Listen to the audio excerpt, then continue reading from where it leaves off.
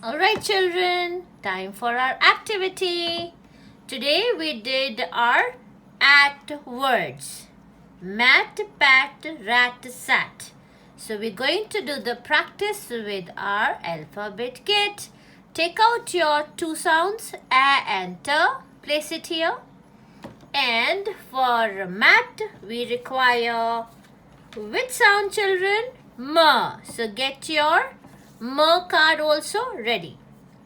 Second word, pat. So we need P. Now, third word, rat. We need R. And the last word, sat. So we require S. Alright babies, let's start our practice. Alright children, our at word is ready. So we are going to make mat. Take out M and join with at. M at mat. M at mat. Well done. Next word, pat. At remains same. We remove M and we are going to add in P.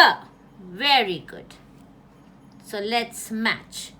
P at pat. P at pat. Next word was rat. Rat. So the first sound is R. We're going to remove P and we are going to place R.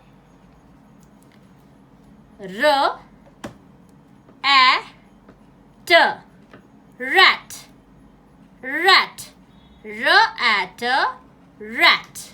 Very good.